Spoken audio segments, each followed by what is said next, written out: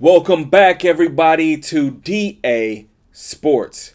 I'm your host, DASASIN. Thank you all for tuning in. This is episode number 12. Today's show, we have a few things to get into. Unfortunately, I'm not going to have time to get into the college football games just because the show won't be fully edited in time for me to release it before the college games tomorrow, so we won't get a chance to get into that, but I am going to briefly talk about some of the Major League Baseball playoffs. We're going to touch on the WNBA playoffs, and then of course I'm going to get into my picks for NFL Sunday week number 7. So let's get into it. Okay, so to start, we're going to briefly get into the MLB playoffs. So right now it is the Yankees versus the Guardians and the Dodgers versus the Mets. We didn't really get a chance to kind of handicap each series beforehand just because of timing. By the time the gap between the ALDS and NLDS and the start of the ALCS and NLCS, it was too short of a window, so I didn't get to actually give you my predictions. Whether you believe it or not, I was picking the Yankees and Dodgers to win both of these series. I do believe at this point that both of those teams will win. Right now, the Yankees are up 3-1. The Dodgers are up 3-2. I do think that the Indians will find a way to win Game 5 and bring it back to New York for Game 6. But I do think that the Yankees will finish them off in 6 games. I just think that ultimately there's just too much power that they have, and I don't think that Cleveland has enough pitching strength to keep their bats cold enough to win these games. And ironically, I think the same format is essentially why the Dodgers will beat the Mets. Yes, in today's game where the Mets got the win, they put up, I believe, 12 runs, but I don't think they're going to be able to put up that kind of runs consistently. And the Dodgers have consistently scored, 6, 7, 8 runs or more. So I think that that's going to continue to be the same, but the Mets won't be able to outscore them. So I do think the Dodgers will win Game 6 at home and close the series out. And we will get a Yankees versus Dodgers World Series, which is pretty crazy, especially in terms of from a marketing perspective. Probably the best thing that Major League Baseball could hope for. Two of the biggest markets, not only in the country, but in terms of worldwide. Two of the most well-known and recognizable franchises in Major League Baseball across the world. And also in terms of the most recognized players in Major League Baseball with Shohei Ohtani and Aaron Judge. So I'm sure if the commissioner could have it any way he wanted it, he definitely wanted to be Yankees and Dodgers. If it does become Yankees and Dodgers, just in case timing doesn't work out for episodes, I'll just make a prediction. If that does happen, I am going to pick the Dodgers to win that series in 6 games. But we'll see how it goes. They both have to get through, Cleveland and the Mets in order to make it happen. So we'll see how that goes. So next we're going to talk about the WNBA playoffs. Now, the WNBA playoffs have been spectacular. This WNBA season has garnished the most notoriety ever. Ticket sales have been up more than ever. Merch sales have been up more than ever. TV deals, everything's been skyrocketed. And yes, most of that had to deal with the emergence of new rookies that came into the season this year. Most importantly, Caitlin Clark. But even after Indiana Fever were eliminated in the first round, it's still been tremendous basketball. These last 2 games in the finals have literally come down to the last second shot with the game being tied. And Game 3 was Sabrina Ionescu hitting a 3-pointer from 27 feet or something ridiculous. And then Game 4 tonight was the Minnesota Lynx hitting the game-winning tip. Well, they tried a game-winning tip and got fouled, and she went to the free throw line and buried 2 free throws to put them up 2 and then the Liberty weren't able to get off a clean shot. Well, she got a shot off, but there was really no hope for it in order to win or tie the game. So it's going into game 5. Before the series started, I did expect the Liberty to win in 5 games. I'm going to hold on to that prediction and think that the Liberty will get the job done in game 5. It's been kind of crazy the last 2 games because the Liberty are led by their 2 biggest stars in Sabrina Ionescu and Breanna Stewart. And strangely enough, they have yet to both have a really good game in the same game. Game 3, Sabrina Ionescu struggled. Even though she hit the game-winning shot, Breanna Stewart basically carried the game. I believe she scored over 30 in that game. And then Sabrina struggled majority of the game, and she just happened to hit the last second shot. But she seemingly couldn't make a shot at all through most of the game, and especially in the fourth quarter. Ironically, the same thing happened in game 4, but the other way around, where Sabrina was carrying the team, getting good looks, and making layups, where Breanna Stewart couldn't make a thing. She missed several layups. She missed open jumpers. She missed open threes. So much so that she seemed to be mentally shook at the end of the game and wouldn't even put herself in position to take a shot. And I think that was part of the reason why the Lynx were able to come back and win. I just don't see that happening again, where both of their superstars don't perform in the fourth quarter. So I think New York will pull off the victory in game 5, but I'm definitely looking forward to watching the game no matter what. It will be on Sunday during NFL games, but it'll definitely be worth it. I'm sure of it. All right, so now we got to get into my picks for Sunday.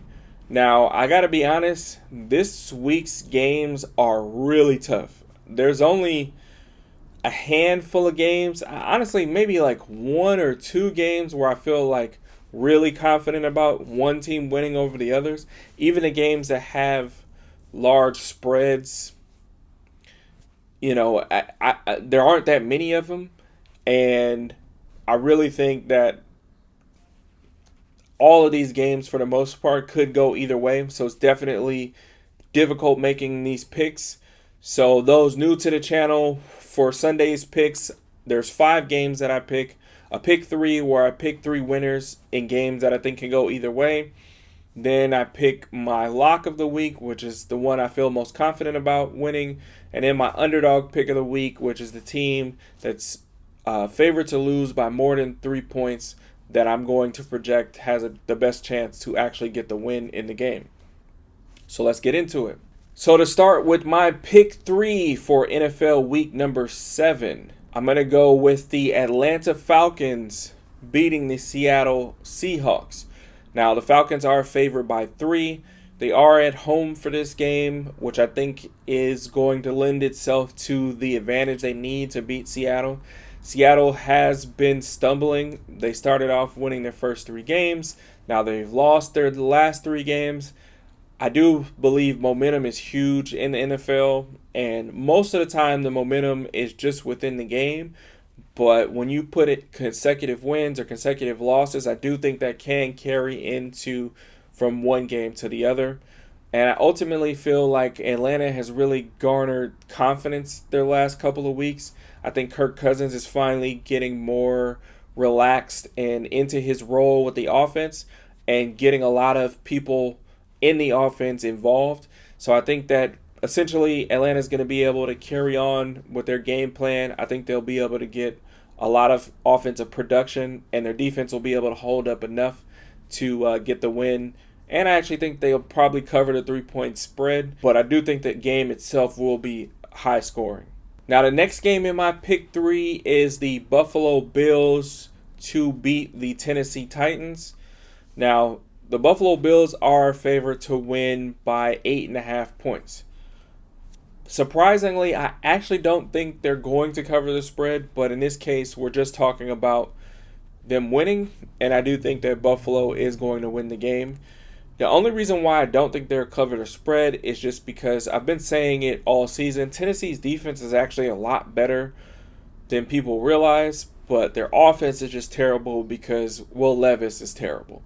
So if Will Levis were to get hurt during this game and Mason Rudolph were to come in, I actually think they have a chance to win. I do think Tennessee's defense will kind of keep Buffalo's offense from exploding as they have in some of these games. I do think the addition of Amari Cooper will be great for Buffalo and for Josh Allen, knowing that if he has a receiver one-on-one, if Amari Cooper is one-on-one against whoever, there's a good chance that he'll get open, or if as long as the ball is placed somewhere in the realm of his catch radius, that he'll be able to come down with it. So I do think the game will be close for majority of the game, but I do think that Buffalo's defense is good enough to shut down the putrid offense of Tennessee, and their offense is good enough to put up enough points to where Tennessee's offense won't be able to match it, and Buffalo will leave with a victory. Now, the last game in part of my pick three, I'm going with the Indianapolis Colts to beat the Miami Dolphins. The Colts are at home. They are currently favored to win by 3 points. To this point, I have to say that I still think they'll probably cover the spread solely because I just don't believe in Miami's offense. Ever since Tua's gone out, they just look terrible. And I know Tyreek Hill's got to be kicking himself because he feels like this is not what he signed up for, especially considering that his old team has been consistently winning since he's left. And he went to a team that he thought could be explosive. The team has looked explosive when Tua was in the game, but with Tua out, they haven't. They're one of the lowest scoring offenses since Tua's been gone, and I think more of the same is going to continue. I don't think that the Colts defense itself is like, top tier, but they're decent enough. They have enough players that fly around. Speed is great at getting tons of tackles, and I think that with Miami's motion game and stuff like that, he's going to find himself in the right spots, not falling for a lot of the trick plays and stuff like that. And the Colts will be able to keep Miami to where they've been the last few weeks. And Miami's offense will be productive enough to get the win.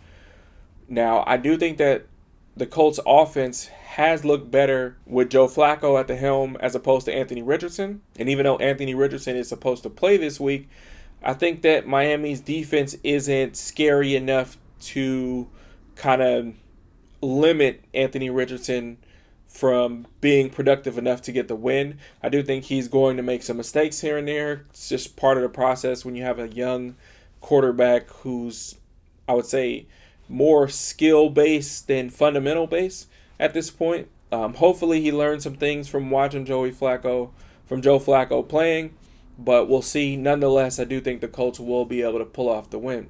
All right, so now we got to get into my lock of the week. Now, this week's lock of the week, I'm going with the Washington Commanders.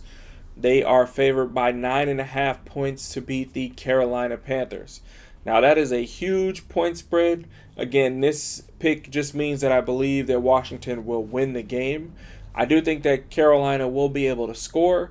Their offense has looked a little more productive in recent weeks, but I don't think they'll be able to keep up with Washington. I think Washington's offense has been really good.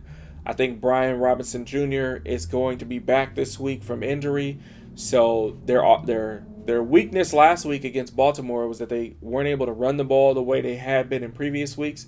I think with Brian Robinson Jr. back this week in better health, they'll be able to get back to their running game, which will help Jaden Daniels and his completion percentage.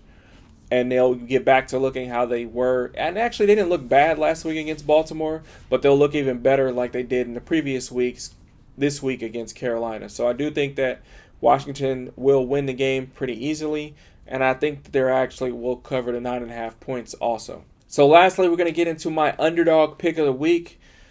Now, just as last week, I got to say that this week's underdog picks of the week, I don't have a ton of confidence in. I believe this week there's only 3 or 4 games where there's somebody favored to lose by more than 3 points. And I kind of went back and forth between a few teams. One of the teams that I was thinking about possibly picking was the Raiders against the Rams. But ultimately, I'm going with the Cleveland Browns to pull off the upset against the Cincinnati Bengals. Now, Cleveland is favored to lose by 5.5 points, but Cleveland is at home. And strangely enough, every time Cleveland has played Cincinnati in the Joe Burrow era, Cleveland has played pretty well. They're also supposed to be getting back Nick Chubb. I think Chubb being back will help their offense. It'll take some pressure off of Deshaun Watson. And with them being at home, Chubb coming back, all the momentum. Cincinnati hasn't really looked that impressive. And I just feel like out of all the games, this is the best one for a large underdog to have a chance to win, especially with them being at home. So I'm going with the Cleveland Browns to pull off the upset as my underdog pick of the week. So that's it for this week's episode. Once again, I appreciate you all for tuning in. Please make sure you like and subscribe and share the video as much as possible. I look forward to seeing you in the next episode. Peace.